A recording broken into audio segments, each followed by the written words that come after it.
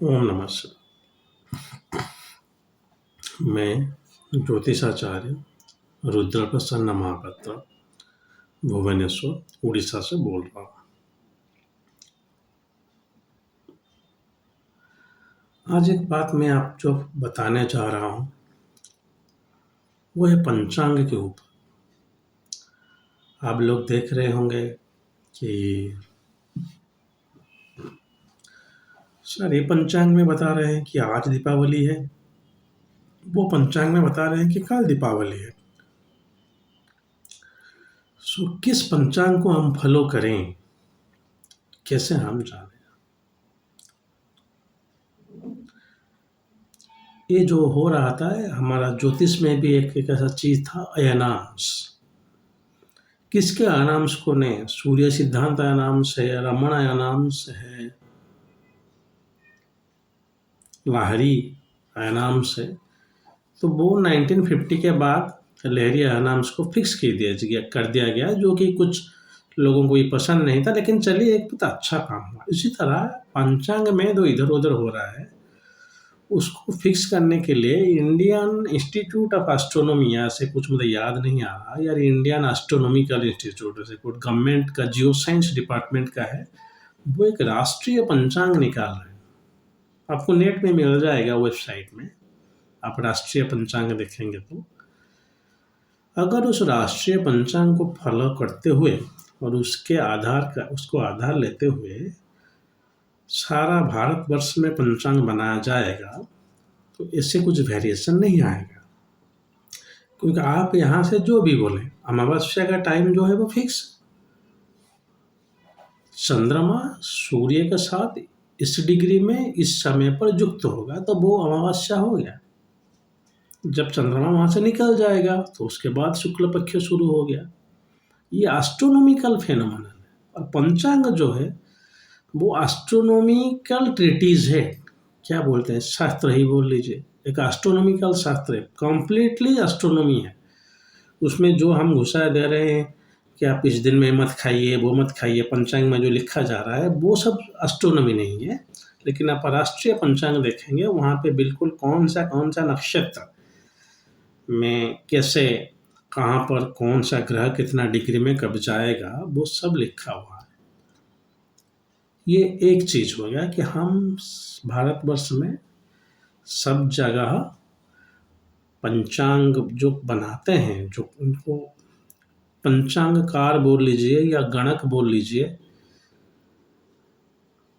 वो राष्ट्रीय पंचांग के अनुसार नहीं करते, ना ही करना चाहते हैं। क्यों? अगर वो करेंगे तो शायद उनका जो पिछले बार मिस्टेक हुआ है वो इस बार फिर पकड़ में आ जाएगा। देखिए, आप पिछले बार 2 घंटे का अगर इधर उधर किए हैं तो आप इस टाइम में पंचांग में वो 2 घंटा आपको एडजस्ट करना पड़ेगा।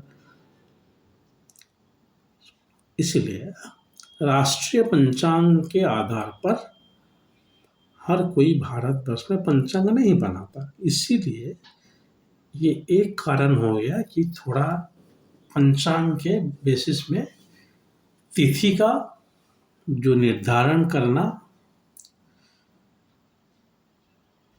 थोड़ा इधर उधर होता है, एक कारण। दूसरा कारण बता दे रहा हूं, कहाँ पे कैसे आप देखेंगे।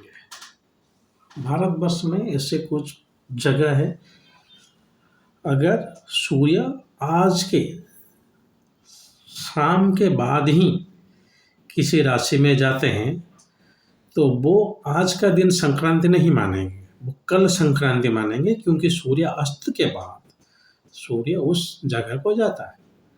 लेकिन यहाँ भी ऐसे भी कुछ जगह है जहाँ पे 12 बजे तक माना जाता है कि आज अगर 12 बजे तक सूर्य उसके अंदर किसी राशि में आते हैं तो आज ही संक्रांति है। जैसे रात को 9 बजे सूर्य किस राशि में गए तो आज ही आपको संक्रांति माना गया। हालांकि सुबह से आप संक्रांति मना रहे हैं, लेकिन सूर्य अभी तक नहीं आए हैं। एक्चुअली सूर्य रात में आएंगे। अगर आप संक्रांति मान भी रहे हैं तो शाम के 5:30 के बाद सूर्य किसी राशि में गति करेंगे। लेकिन आप संक्रांति मना रहे हैं क्योंकि वो वहाँ का लोकल रूल है, वो ऐसे मानते आ रहे हैं। देखिए, आप कुछ भी मानिए, आपके मानने से या ना मानने से जो सूर्य का गति है वो हम पर नहीं होगा, वो तो जब आएगा ही आएगा। जैसे यहाँ उड़ीसा में कन्फ्यूजन जो हो रहा था कि जो पूर्णमी है वो शुरू हो रहा है रात के 8 बजे, सो हम किसी दिन कब बनाएंगे ये पूर्णिमा, जो रक्षाबंधन बोल रहे हैं। मैं बोला था रात में बनाइए, क्या प्रॉब्लम है, क्योंकि अब तो ये है पूर्णिमा एक्चुअली।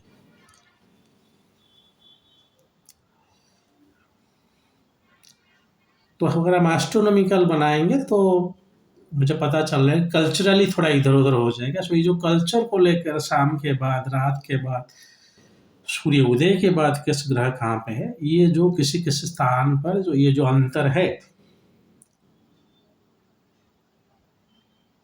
इसलिए थोड़ा बहुत वेरिएशन आता है। लेकिन आपका कुछ मानने से या ना मानने से महाजागतिक और महाकाश में जहाँ जहाँ जो जो ग्रह ट्रैवल कर रहे हैं उनको कुछ फर्क नहीं पड़ता।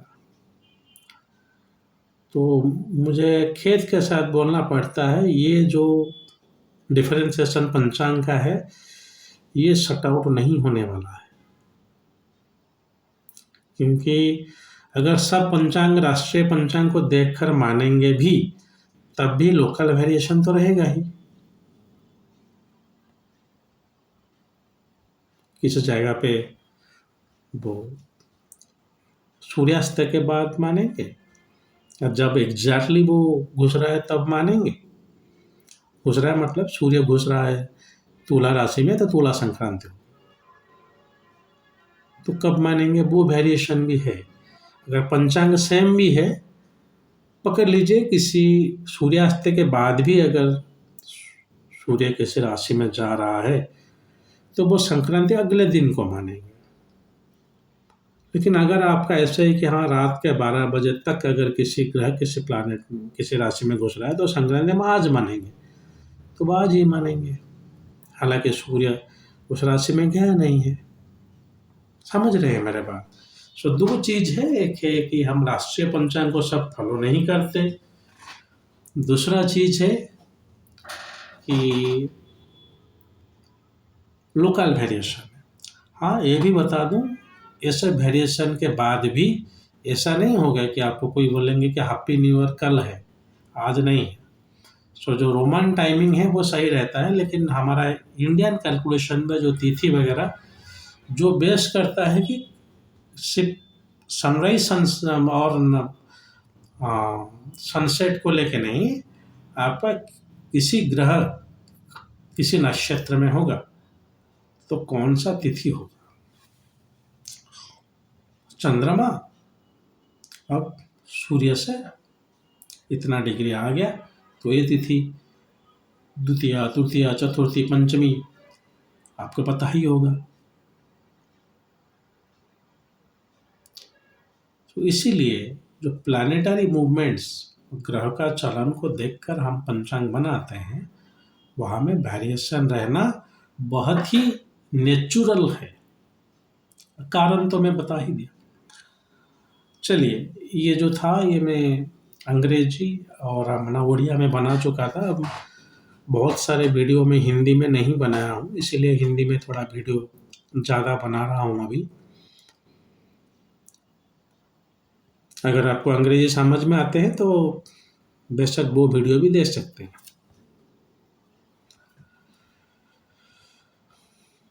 मैं एक दो चीज़ देख रहा हूँ कि आप लोग कंसल्टेशन के लिए पूछ रहे हैं कमेंट में, मुझे पता नहीं क्यों। उसका मुझे जो लग रहा है कारण होगा कि आप लोग शायद पैसा नहीं देना चाहते, शायद, मैं श्योर नहीं हूँ।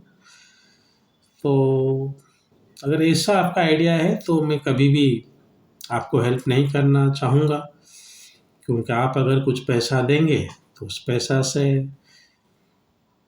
मैं अपना गुजारा करूँगा, और ये भी अच्छा चीज़ नहीं है कि हम किसी का सर्विस लेके पैसा ना दें। अगर ऐसा नहीं है तो फिर मैं क्षमा चाहता हूँ और आपको अनुरोध करता हूँ कि आप अगर कुछ कंसल्टेशन के लिए जानना चाहते हैं तो मेरे नंबर पे मुझे व्हाट्सएप कीजिए, ना कि कमेंट बॉक्स में लिख लीजिए कि मुझे कौन सा रुद्राक्ष पहनना चाहिए, मेरा सर गुरुजी मेरा ये चीज़ है, मुझे क्या करना चाहिए। और वैसे आउट ऑफ क्यूरियोसिटी भी ना पूछें। अगर आपको जातक दिखवाना है और कुछ रुद्राक्ष वगैरह पहनने का भी आप आर्थिक रूप से समर्थ हों, तभी आप किसी से भी कंसल्ट कीजिए, मुझे नहीं, किसी से भी। वरना क्यों किसी का वक्त बर्बाद करें। चलिए आज के लिए इतना ही। अगर महादेव ने चाहा तो और एक वीडियो के साथ बहुत जल्द आपके सम्मुख उपस्थित होऊंगा। तब तक के लिए आज्ञा दीजिए। ओम नमः शिवाय।